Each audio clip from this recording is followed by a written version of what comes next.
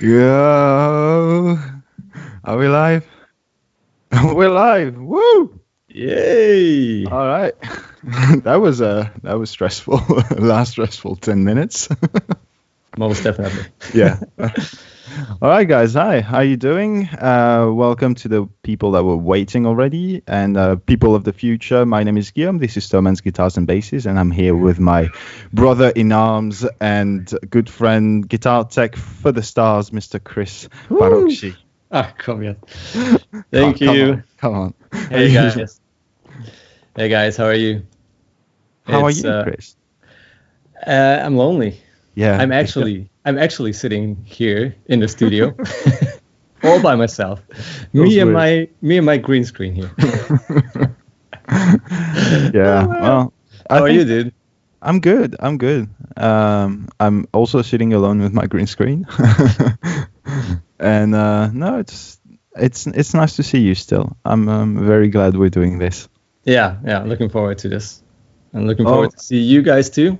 Whoever's here.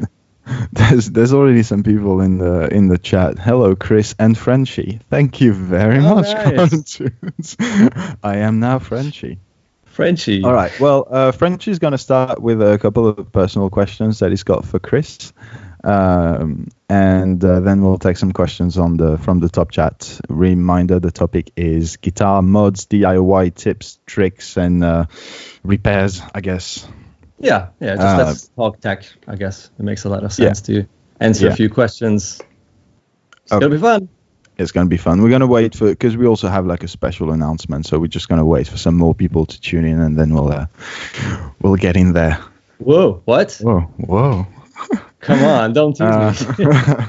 You're gonna be the one teasing soon. All right, but first I have a question. I want to jump in right in. You know what kind of a tech I am and what I can do on my guitar. There is one thing that I've never done in my life and that you have, and I'm curious about. Can you describe real quick a step-by-step of doing a Nitro finish? Okay. Because I've never done it, so. Where should we start? Is the wood, is the body bare wood, or no? Let's say it's been like there's a filler already, like it's been prepped for finish. Okay. Then where do you go from there? Well, it's pretty simple. You don't need a lot of layers. You just need some sort of a first layer. If you have a solid color, this could be white or gray, anything that's a solid basic color. A base coat basically, and you will have to apply quite a few of this layer because you will have to sand in between until you have a really smooth sort of like a glass like surface. And this will not be thick because you sand most between of it, all these layers. Sure. So when you have like 3, maybe 4 of these, but I never applied more than 2 to be honest, you can go on with your color, and from the color it's like 1 or 2 layers. And you always sand between the layers, and right at the end, you just put on a clear coat, which is more for the shine, like the sort of the nice shades, and like in the shadows and shades, how it looks. That helps a lot. So that's it. Just 1 clear coat, maybe 2. So you end up with 5 to 8 layers of very thin nitro. And if you sand right and you don't over sand between the layers, it's gonna look fantastic, and it will be really thin still. All right. And how long do you advise people should wait in between layers? I know why you're asking that. Yeah. You're a beast. Sorry. Yeah. So I did my bass last time, and I was way too impatient. I waited like 1 week before I put my last layer on, which was a clear coat, but it was a special clear coat with not a lot of thinner in it, and that sort of made weird things. So I would say officially you are good with 3-4 days between layers. In my experience, you should definitely wait a week. And if you're using anything that's special or some sort of like a vintage recipe nitro, with less thinner in it, definitely wait a month. I know it's All right. Yeah. crazy. Yeah. I know a guy who was, funny enough, a customer too. And he is doing like picture restorations, like proper art restorations. Yeah. And he also got like a 60s Strat to repaint with Nitro. And he started refinishing it, and he took like 7 months. Whoa. Because he was waiting like 6 weeks between each and every layer. Because he says the most important thing before you apply the next layer is to make sure that this layer is 100% dry. And cured. Nothing. Exactly. First, because of the looks. Second, because of the resonance of the whole body and everything. So I was like, okay, that's a little overkill, but he knows what he's doing if he's restoring art and restoring art pieces and pictures and paintings.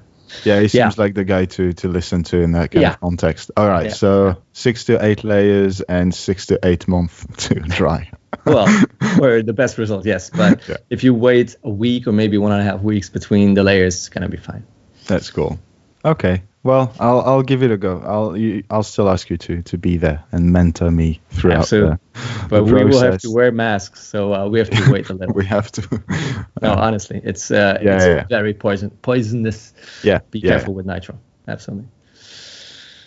Cool. Thank you very much. That was my personal question. I think like I'm pretty comfortable around the tech side of things. Oh, you are.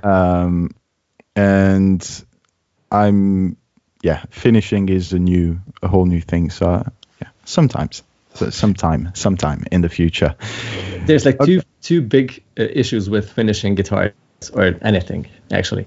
First, time and patience, and second is obviously the place you do it. You can try it outside, but wind is gonna mess up things, and small dust particles will fly in your finish, and this will drive you mad. Or flies will fly on your drying body. It's so annoying. So it's not good. And also, if you're using a spray can or like a spray gun, this will fly everywhere depending on the wind. Yeah. So finding the right place where you can actually spray. There should be like a special Fender finish, like a fly Nitro finish. It's not vegan though. No, it's not. It'll be on the paper, I'm sure. All right, people are getting quite excited in the chat. That's really good. Awesome. Hi everyone. Awesome. Nice to see everyone. You there. Hey Stanislav. Hey. Stanislav. Hey buddy. We have Stefan. Hi Stefan. From 2 floors upstairs. Well. What? And Nick, special announcement. Oh. Okay. Okay. How do you want to go about this? Should we take some questions then and wait for more people to tune in to announce what's coming on Thomann's Guitars and Basses? Let's tease a little, and then let's come back to it in a minute. Okay. Right? Do your teasing. Hi Amanda. Sorry, go ahead. First things first. Hi Amanda. All right.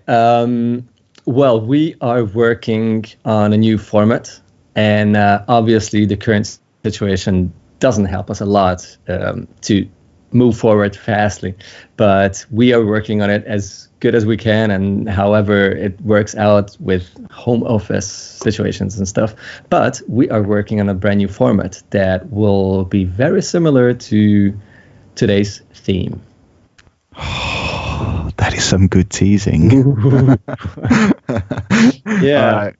All right. That's 82 people that are made aware of what's coming. We'll get back to that very shortly. Let's take a few questions. We had a good one earlier that was still sort of related to Nitro, and that was Harald asking if he could do a Nitro finish on the guitar with a maple veneer, or is it too dangerous? Do you know if that makes that big of a difference?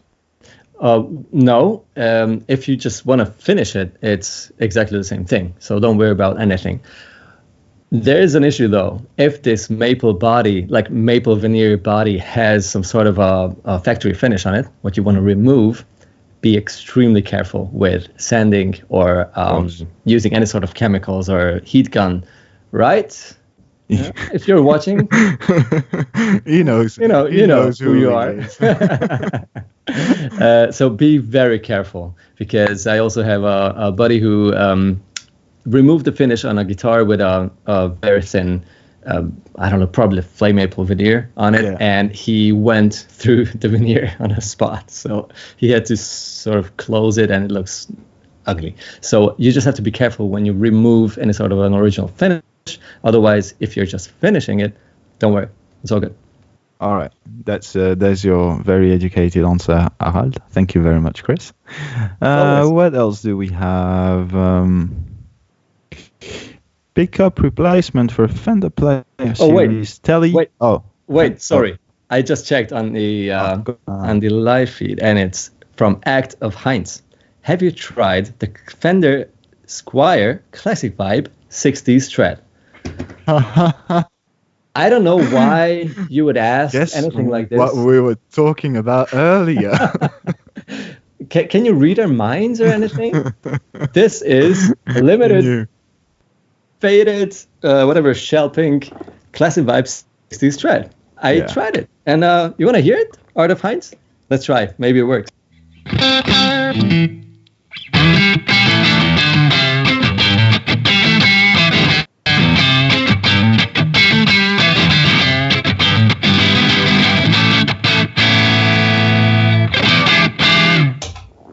Hot damn. It's good. It feels really nice. Has a beautiful neck. Doesn't weigh a lot. Awesome faded shopping color. It actually looks like the color right there, and that's a custom shop. Best color ever. Second best. So I love these. The classic vibes are fantastic. Yeah. Especially for the money, but not only for the money. Absolutely true. Sorry, I kind of cut you in there. If you want, in the last gear you requested video, there's that one bit where I actually demo a classic 60s. Is it classic 60s? Like Squier Classic Vibe 60s. The one with edition. The dark board. Exactly. Yeah. That one, and it's really good. It's really, really good. Absolutely. All right. Yeah, that was a good question.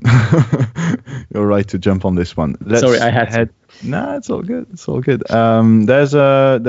wait, I'm gonna find him again. Maybe not. I can't find the exact comment anymore. The idea was how to. He wanted to replace the pickups on a Player Series Tele and have something that is less noisy. Do you have a couple of tips for that? About noise, it's very subjective what annoys you and what's all right. It also depends on how you use the guitar, because, for example, for I don't know how many years, way too many years, now I almost only play single coil guitars, and 80% of that time is my Tele. If not, then it's my Strat or my P90 loaded junior type guitar. So I never have issues anywhere, at home, on stages, in rehearsal rooms, in the studio when we're recording a video. I always use my volume knob. As soon as I'm not playing, volume knob on the guitar goes way down. So with that, all the pauses you have are completely silent. If you couldn't be bothered doing this, the Fishman Tele pickups, what the fluence are. I was going to say like the Grizzle Master? Grizzle Master. The Grackhawk signature ones. It's a way more modern way of building pickups, but they actually sound incredible. Yeah, good, they do. Good. And you have two sounds. You have more of a lower output and a higher output sound. And, you have to charge it, which is weird for many people who are not used to playing active pickups, but they sound fantastic. And there's like 0.0 noise. So that's fantastic. Of course, many people like the Fender Noiseless Pickups, similar ones, Kinman's, this and that. They're good. My issue is that they sort of filter out a few nice sparkly frequencies too. If you don't like super sparkly Strat sounds and Tele sounds, it's not an issue. You will probably love it because they sound a little sweeter. But if you want that character but without noise, try out maybe the Fluence, the Fishman Fluence ones. Maybe some isolation, some caging of the the cavity. electronics, cavity. Yeah, I was looking for the word. Thanks. I found it. It was good. Nice. There you Well go. done. Well done. Yeah, of course, these things help. Even though, funny enough, that's my favorite thing to say. My Tele has 0 shielding inside. Oh yeah. And it's absolutely fine. There's barely any noise going on, and it's just probably because of the way how I use it. There's your answer.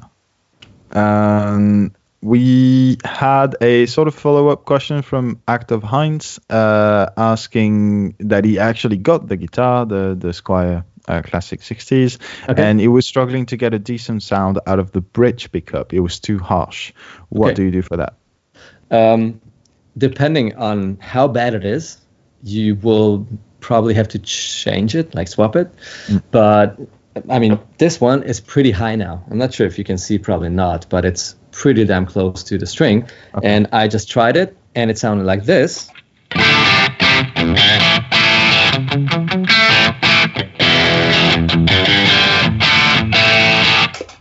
Which is... My monitoring was so loud. Oh, I'm so sorry. Sorry. My bad for the face. I made a face, I think. It did sound good, though, but... so it's a Strat bridge pickup, so it will be harsh. But it is a very usable harsh sound, not a very annoying one, which is good. In this case, I think I wouldn't bother, or I would just put in a Tele pickup. Because that's exactly what I did on my Strat, and I love it. I couldn't go back because I'm so used to Tele sounds and Tele bridge pickups, which have way more meat and way less top end, especially the 50s style Tele pickups. That's for me the ultimate Strat mod in terms of bridge pickups. But the second position will change. You will lose a little of this Mark Knopfler kind of second position sound. So that's a little con. But for me, it's still worth, because it still sounds fantastic in the second position. And the first position is killer. It's awesome for rock. You can play all your John Frusciante kind of stuff. His sound is always like between a Strat and a Tele. You could play it with both. So it's something like that. And I love that. So a Tele pickup is a nice solution, but you have to reroute the body and the pickguard, which is something you have to count with and sort of deal with. Or maybe a single coil format humbucker, which always works, but it will be a radically new sound. So I'm not sure if you want this Heinz. If yes, go for it. It's a very typical mod. If you want to maintain the sparkle of a single coil, you can try the quarter pound Simmer Duncan Strat quarter pound. It's beefy. It's a big difference. So you have way more low end and mids. It's gonna be awesome for rock and blues rock. Not anymore for surf stuff and that kind of music styles.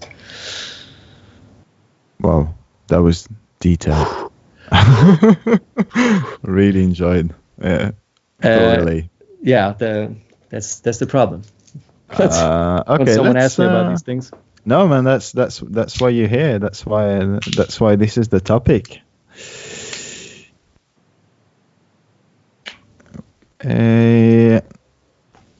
All right. Hey, why not?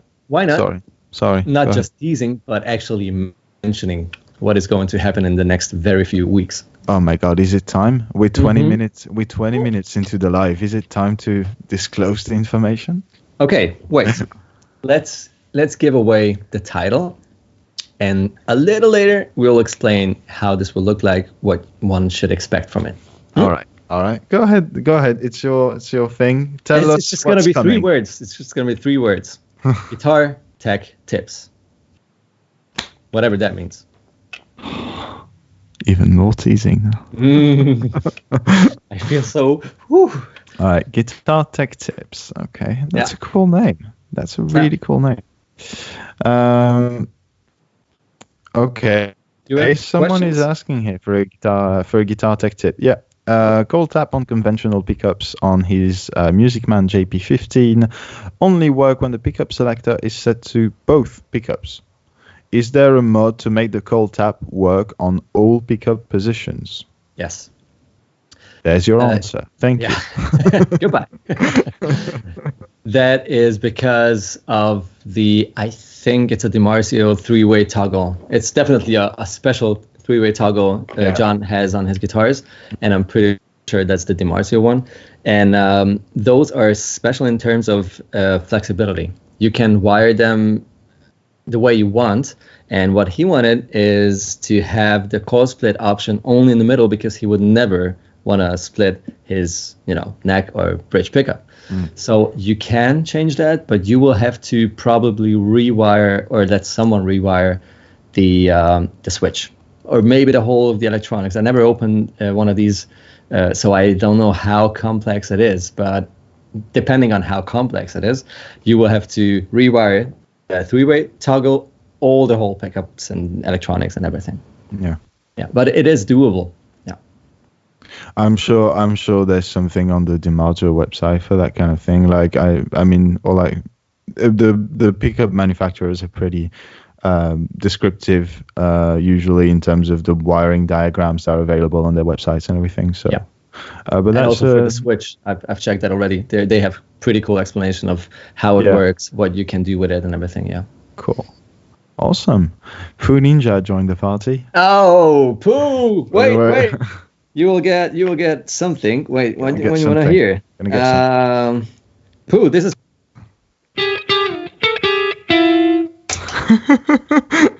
Hey, Pooh. It's the best I have. Sorry. That's all I have. That was good. All right. And he, as always, delivers with a great question. What files do you need to have in your guitar tech pouch? Yes, these files, Kris.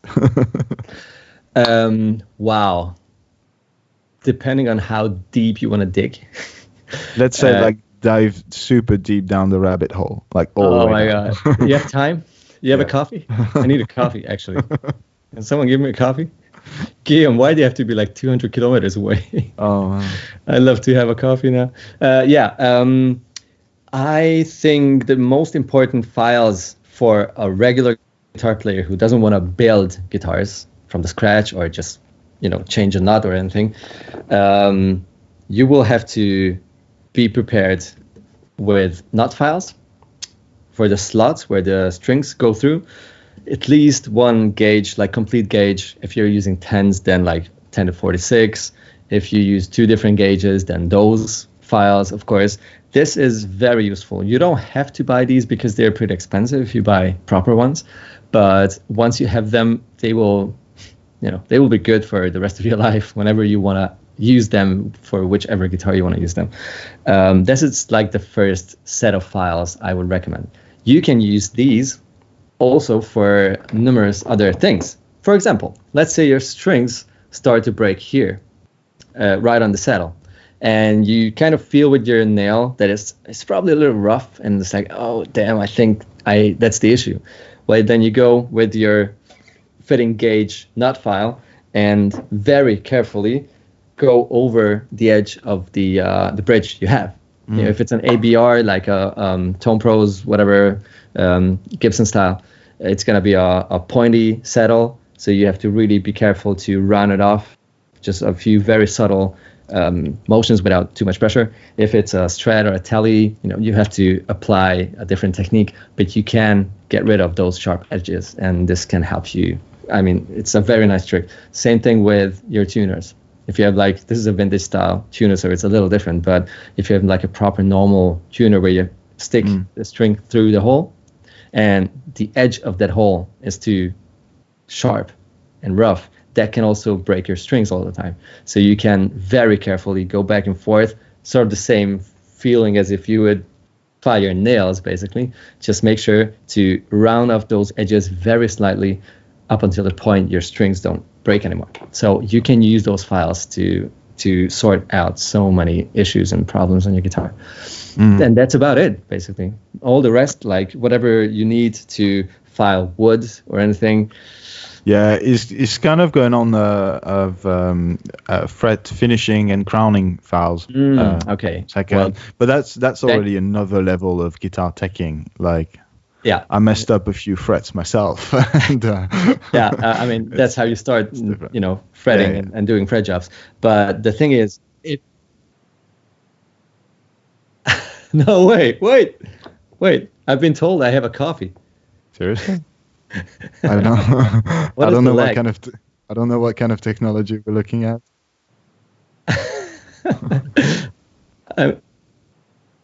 Okay. Thank you. I'm just looking at the stream just to see what. Oh, there's a coffee. I can actually see a coffee. The coffee appeared. Oh wow, crazy. Oh, nice. Thanks, bro. I just got a coffee. Oh wow. Okay, so if you wanna dress your frets or actually like refret a guitar and get rid of sharp edges and this and that and want to crown those frets, you will need a file, which is a long block to actually set the height. That's going to be the proper like the fretting, leveling. The leveling, exactly. That's going to sort out the uneven height of all these frets. Then the second thing, what you need is the crowning file, and that's what many people think is what you use to actually level the frets, and you don't. That's just for these round tops of the frets. So that's going to be your crowning file, and then the edges, obviously, which is also something that finally Thomann sells. So you can actually buy those, which is nice. The bottom of these files is flat. Flat. You don't scratch the fretboard, whether it's lacquered or natural, like a darker wood, and you can actually get rid of all those sharp edges on the fret. So for that, you need, again, at least three different files. But that's really hard to do. So find some really crappy guitars for €5 or dollars or whatever currency you have, and practice on those, because you will mess it up. I did. Guillaume did. Everyone messes up really at the beginning. Yeah. And then like the fifth, sixth try is going to be refret. Pretty cool. Yeah. All right. So 3 files, not file first. That's the lesson here, I guess. Absolutely. We have a pretty interesting comment by Paul Dugdale. Hi, Paul. Oh, Paul. I hope you're doing well. And he's asking, how hard is truss rod replacement? And I guess hard. Yes. Yes. Okay. And it also depends very much on the guitar or bass we're talking about. Like, are you looking at a skunk stripe, or like, is it behind the fretboard? And then you have to take some are actually screwed in with an anchor, like a proper metal anchor. That's going to be an issue. Or there are ones which actually just come out and you can just replace it, but you have to know exactly what you put in instead of the original one. It's not at all easy. To be honest, I don't think I would trust myself doing this on a customer's guitar all by myself without the help of our master luthier to just double check on stuff. It's like I would feel like being a co-pilot on a plane, flying a plane. Yeah. If the pilot's there, I'm cool, and if I have to land alone, I would sweat. So that would be the case. It's not easy, and you can make many mistakes without even noticing it until it's too late. Yeah, I feel like I considering the mess I made with a simple refret, I'm not even gonna consider touching a truss rod anytime soon. So, it looks at least it looks really hard. Well, depends on the guitar again. Yeah. Andy's here. Oh, no way! Yeah. Wow. Andreas, happy Easter. Thank you. Hey, mate. You too. Easter. Oh, nice. Sure, I forgot it was Easter. Yeah. Tomorrow starts. Yeah. Is it Monday too? Yeah, Monday. How long is Easter exactly? Anyway, wherever you are, happy weekend soon. Okay, we have some cool stuff. What's better for a bass body, older or poplar? That's for a bass. Yeah, for a bass. Alder or poplar? I would say alder, because first of all, it's more sturdy. It's a harder wood type, and you have a big old neck on it with thick strings, so it's nice to have a stable body. And also sound-wise, even though each and every piece of wood sounds different or it changes the characteristic of the instrument, most other instruments tend to have a clear sound. And especially if we're talking about basses, like most mahogany bodied and neck basses are really woolly, like big old rock blues sounds. That's gonna be awesome, like a Thunderbird, that kind of, or an SG bass, or these kind of basses. But Elder seems to have that kind of clarity that helps the whole instrument to work and resonate. Are we actually going down the tone wood debate right now? It's too late. We're way down. We're way down. I mean, I am way down. I would have avoided that so hard and be like, you need both. Just get both. I don't care anymore because I know what I hear and that's what matters to me. And whatever. And having said that, I don't believe that each and every piece of mahogany guitar will sound the same. It's the opposite, actually. And this guitar, this is Poplar.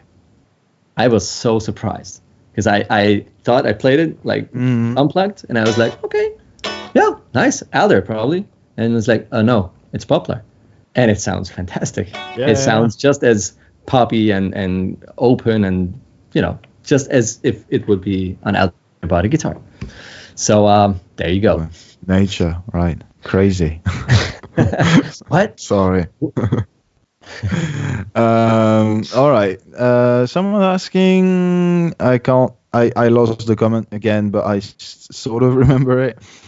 What can I improve in terms of new wiring on a guitar? It has a Korean PRS, if I remember well. And how can I improve the guitar tone through the wiring? Okay. Wiring and pots and capacitors and all this depends, in my opinion. Doesn't have to be everyone's opinion, but it's my opinion too. So I'll know exactly what I will say. I'll just do that. Keep talking. Electronics matter as much as pickups. It's just how I. Ooh. I wish we had special effects. Phil, can you make my head explode? Yeah. So maybe not 50-50, like probably pickups are more relevant, but there's not a big difference in terms of weight. Electronics, the quality of the pots, the quality of every component and every piece of cable matters. If your soldering is too sloppy and there's like this big of a bowl sitting on each and every connection of the pot, that's going to change the resistance. Like seriously change the resistance. You can actually hear that very personally. I wasn't looking at you, man. Yeah, so everything matters. And good pots, good proper cable, they don't cost a lot. It's like a good quality pot will cost $6, $7, $8 max, and cables don't cost anything basically. But if it's a proper quality electronic, that will make your guitar sound at least 20-30% better. Yeah, very important. Yes. How about the different ways of wiring a pickup? Like, do you have? So you said it was a Korean PRS, so I assume it's going to be like a dual humbucker guitar. Yeah.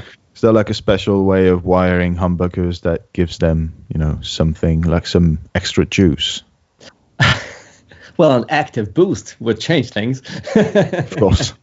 No, actually, it's all very simple in guitars unless you start going nuts with phase per coil and, don't go there. Please, don't go there. It's not worth it. If you have like a proper series humbucker sound, maybe you can switch to parallel, which clears up the sound of the humbucker, will reduce the mid-range and make it sound sort of almost like a single coil or almost like a coil tap. That's nice to have. Coil split is nice, even though most humbuckers will sound very tinny and quiet if you split them. So maybe a coil tap would work better, which means both coils are still active, just some percentage of the whole signal just gets sucked out by piece of electronic. Magic. Yeah, by magic dust. By magic. Yeah. So coil tap is nice. Parallel series for humbuckers is very nice option. Otherwise, good quality electronics.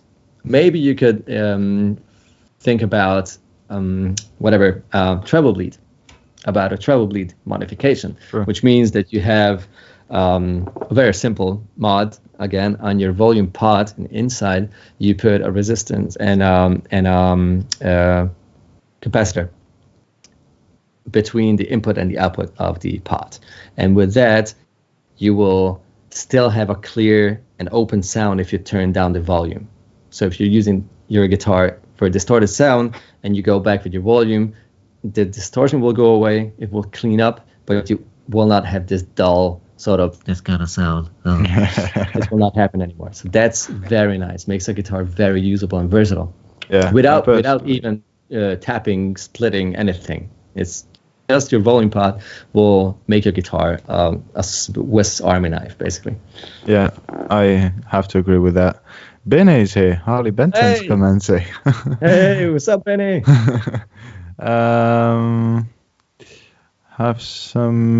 we have some new stuff?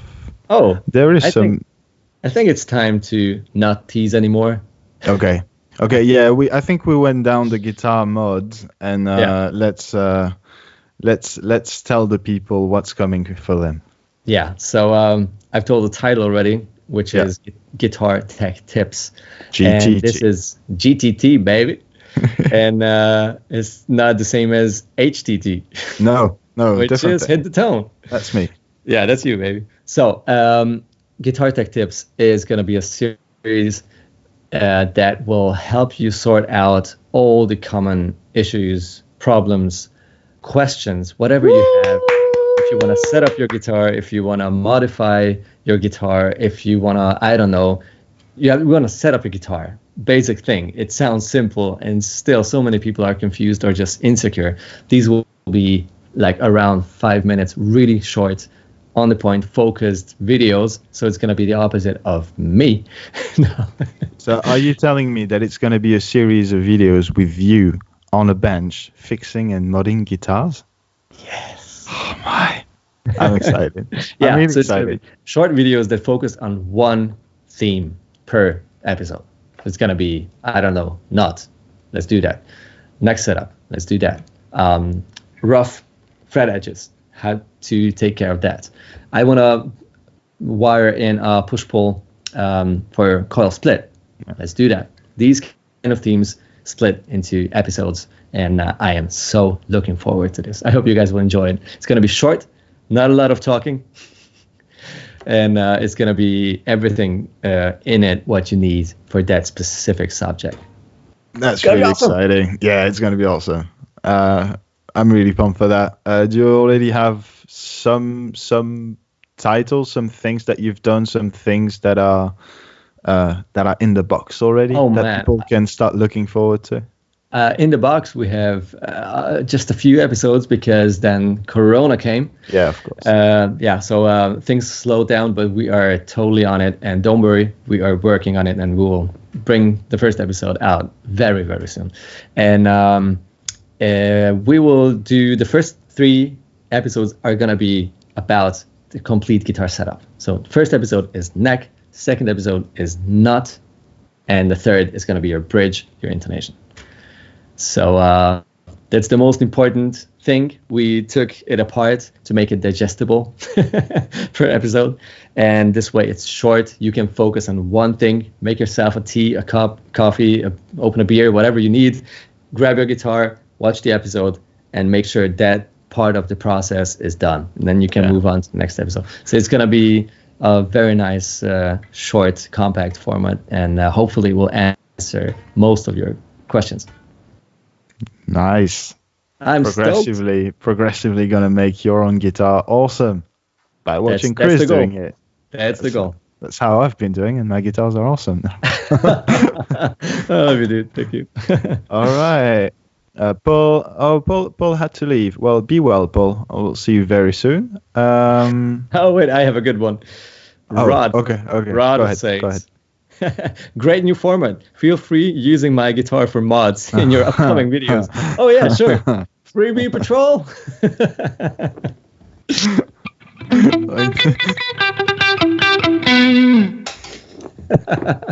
Well, yeah, sure. Cool. Okay. We have. Oh, Ron is excited for the new format. It's like bridge setups with trem. Yes. I guess that's going to be covered, right? Trems, Sure. Floyds, all the We trems. have like I don't know 40 different themes already. Oh damn! And we have like some Bigsby love in it. We have obviously Floyd stuff. We have neck related things like fret edges and neck setup and that, obviously electronics, all sorts of things like that. We actually also cover basics, like how to actually properly change strings on a classic guitar or on your bass. And that's also important. Even though I'm not a professional bass player, I love basses, and basses are the same thing as guitars in terms of setup. They sound different, you play them different, but they're as important as guitars. So we will obviously take care of some bass themes too, like how to properly change strings on a bass. Yeah. Fixed strings need different attention and different, moves. So we will take care of that too, and so many things. So if you guys have any suggestions, please hit us up in the comment section of one of those GTT episodes. So maybe not here, not that we oversee it, but under those videos, whatever you feel like you want to see, you have still a question and you don't have your answer, just let us know. We'll come back to you too. How thoughtful.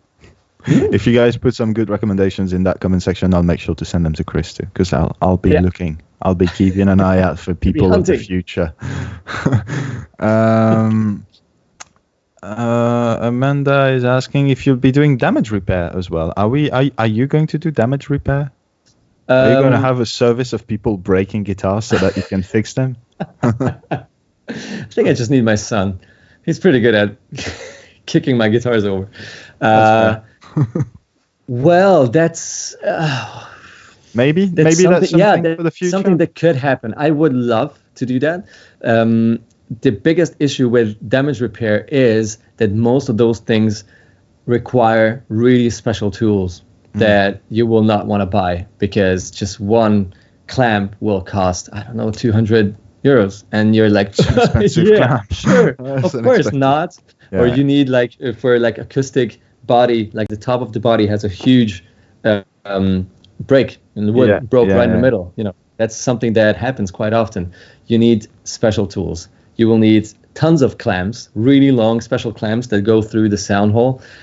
These are special processes so it's not enough to understand, you also have to have experience and all the very expensive tools. So it's not worth doing yourself. You're more focusing on things that you can do like with, DIY kind of, you don't have a full guitar tech bench, but with this and that you can work your way around having a really good setup. So that's cool. Like if you have a nick on your instrument and you want to refinish it, that's gonna be very, very complicated, and most probably you will have to refinish the whole thing. So that takes you way down that rabbit hole. It's probably not worth, unless you're totally into modifying, but then you need experience and lots of expensive little tools and this and that. We'll focus on things you can actually do. I will try to use as few special luthier tools as possible, because they're expensive. You will need a few, definitely, if you want to do it right, but I will try to focus on those things that are actually doable, and not things where you need a CNC machine for, or a proper professional spray gun, or this and that, because that's not what most of us can buy. I don't have that. Yeah. Or you just have a flat, and it's like, where should I do this? It's like, no. I have one flat screwdriver that I use for flat and Phillips head. This is my toolbox. Wow. No, I'm kidding. I use a kitchen knife. All right, we've got some pretty good questions here. Like a quick one: brass nut versus bow nut. I guess it's a preference kind of thing. Do you have? Absolutely. Yeah. I had a guitar with a brass nut. I liked it, Quite a lot, actually, because brass is obviously metal and comes closer sound-wise to fretted notes on that same string. Even though frets are not brass frets, obviously, there's a lot of nickel in it and everything. So, but it was sort of nice and bright and metallic, something you would expect from a fretted chord or note anyhow. So I like that. For some reason, I just like the looks and the sound of bone. I don't know why. So for me, it's bone any day. It's like for slide, I guess. Like, you know, if you get like a brass slide or a glass slide or ceramic slide. By the way, if you haven't seen it, there's a video on slide guitar that came out today. Go check it out. Free plug. No, but I guess, you know, like the contact with the different material is going to bring like a certain, you know, high end or harshness or brightness or, you know, whatever. Yeah. It's both good. It's worth trying. All the modern materials, like both of my main guitars have artificial saddle nuts, not bone, and I just didn't change them because they are that good. So I don't care. They're probably Graphtec or something very similar. Awesome. It's all good as long as it's not the softest plastic, because that's gonna suck out. Create friction and like these are the worst problem for tuning stability as well, I think. As well as sustain and everything. They kill sustain. So everything else is awesome. Everything else but that. Nice. Another interesting question from Ice King 88. Advices to adjust a C standard tuning. I'm not glad with my actual setup. Strings are too loose, too thick, and too high. That's a separate. Okay, so too loose, too thick, too high to adjust to C standard from E, I guess.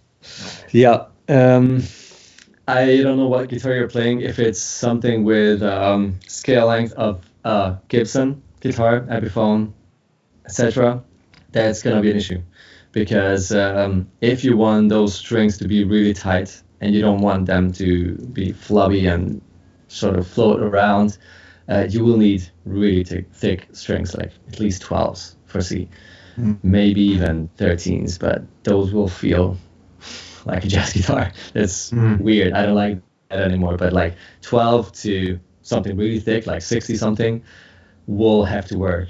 And if it's like a Fender scale length or even longer, like something more modern, whatever brand is made by, it should be all right with 11, maybe 12, depending on your picking attack.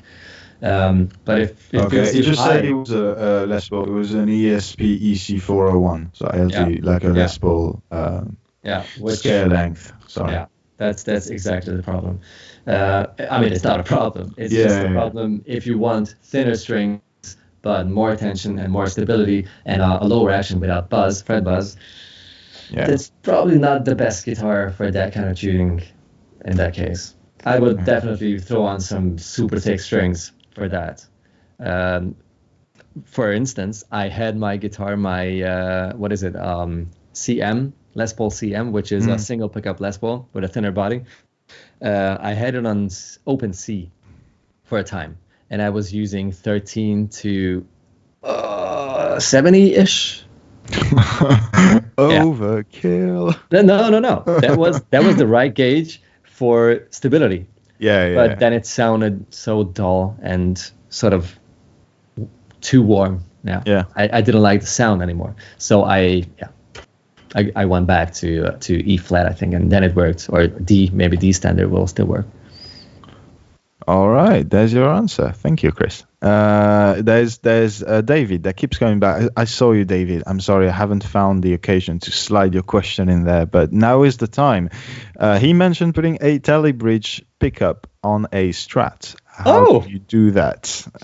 So I guess what are the main problems you're going to encounter by doing that? Because from the outside, it looks like it's pretty much the same thing, but it's not. Not at all. Go ahead. Well, first of all, the cavity inside will be too narrow, and Tele pickups, the bottom plate of a Tele pickup goes like way back till here. Wait, let me put down my pick. Like, can you see this? It goes like way back here. So this means you will have to reroute this corner inside the body, like under the pickguard, obviously. And also, the top, the bobbin of a Tele pickup is wider than a Strat and also a little longer. So you will have to grab your metal file or something sort of finer and file that routing around on a pickguard. So it's a lot of work, but are the mounting screws different as well? Like they're not at the end of it, So you're gonna have to drill into the pickguard as well. Yeah. So these 2 holes will be empty at the end, and you will have 2 holes here for 2 screws and 1 in the middle. So it's a bit of a modification. And in case you're interested in how that looks like and everything, on my channel I will just put out a video in a couple of weeks where I'm exactly doing that. So you can. Oh, did I just plug my channel? Well done, myself. I couldn't not plug the channel. I mean, this is exactly the thing I'll be doing. So if you want to check out how that's done, you will see it. It's quite some woodwork. Yeah, because Kris just hit 10,000 subs on his own YouTube channel. So congratulations. And he's doing something really cool to celebrate that. So go check it out.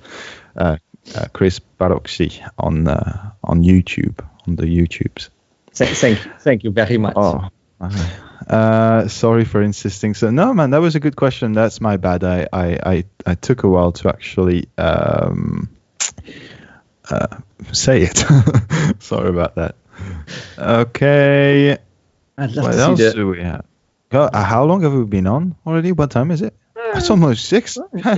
Almost an hour. Very good. Yeah. Time flies. I just love to see all the comments, but if I start reading you guys, I just lose my brain. I'm not capable of multitasking. I'm so sorry.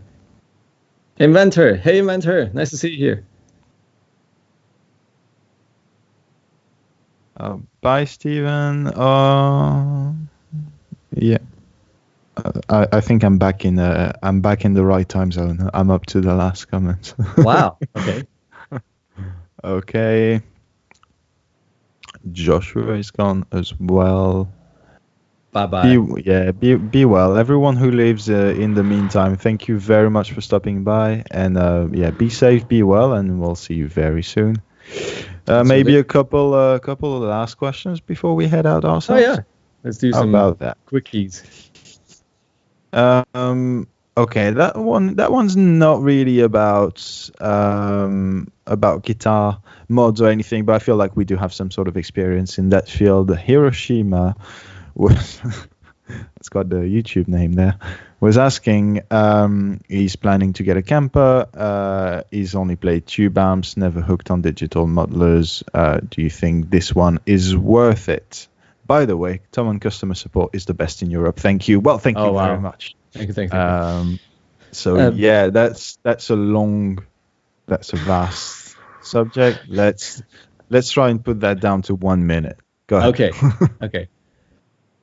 Yes, if you want to record, if you have awesome near-field monitors you trust and you know they will sound very neutral, you will love the experience. If you are used to a rumbling amp behind you and you want to feel the air moving, and that's an option still, like volume-wise, it's not a problem. Sure. You will be disappointed. And not because it doesn't sound incredible. It does. It's just a very different experience. So if you're playing live and you're using in-ear monitors like I'm doing right now, then you will love the experience because a Kemper will give you an incredible mic'd amp sound. It doesn't give you an incredible amp sound. It gives you an incredible mic'd amp sound. It's a really good distinction. That is a huge difference. It does make for an awesome experience for the audience, for you with your in-ears, for you if you have like a home studio and you're using your near-field monitors anyhow, or headphones. That's going to be fantastic. If you want it to give you the feeling of a guitar amp, you will hate it. And that is the crucial thing to understand about Kempers and everything that's similar to that. If it's a Helix or a, Axifix, whatever it is, a Boss, and all these are cool. That was put down to 2 minutes. That has to be the best, quickest explanation of what to look forward to a Kemper. So well done. And still, I failed being under 1 minute. The tallest ballers has to go as well. Be well and safe. You too, my friend. You too. Amanda, always up in the game for compliments. Thank you ever so much. All right. That's a really good one to wrap it up. We'll just the very last question that came in right now will be our last. Wow. Thank you very much to everyone for stopping by. WV, whichever. Sorry. Hi, Kris. What is your favorite Les Paul wiring? 50s, 60s, or modern? Wow. I guess, and why? Okay. That's going to be an easy one. It's 50s. It's 50s.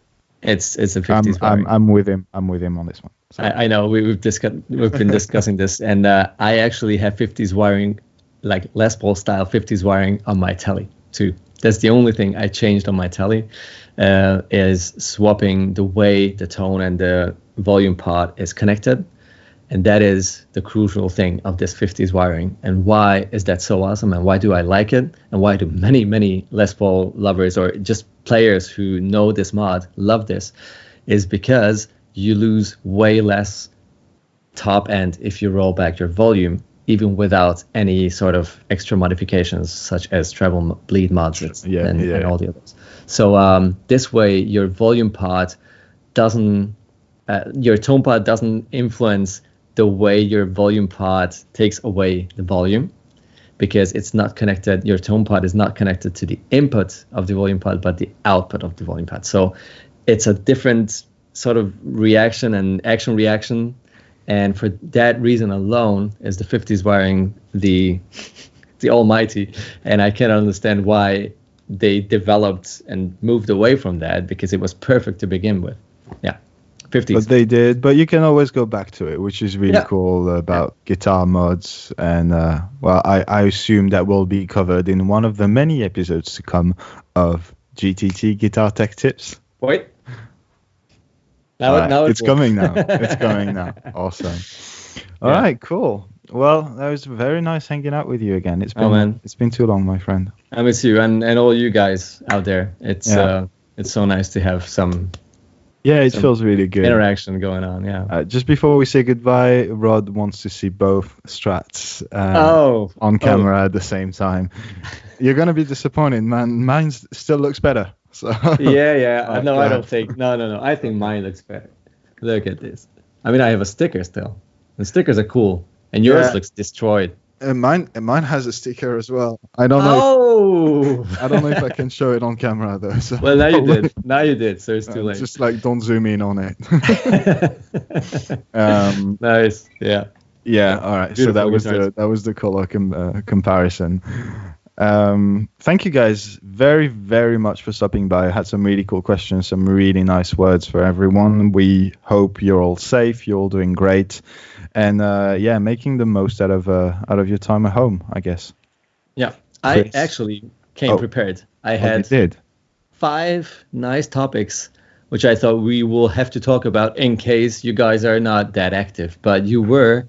Fantastic questions, really. So thank you very much. Maybe if we have a sequel, whenever, however. Oh, yeah. I have some nice themes to talk about, such things as Gibson, quality, factory setups, affordable versus expensive, mods, what's up with the resale value, 3 basic steps to set up a guitar. I mean, this one we mentioned. I was not expecting a tease for her next live stream. This is so good. I don't know. Awesome. I don't know. We'll see if it happens. Oh yeah, man, it has to. It has to happen. I'm prepared, and I'd love to have it. Yeah. All right. Well, thank you very much, my dude. And we'll stream again very, very soon. Yeah.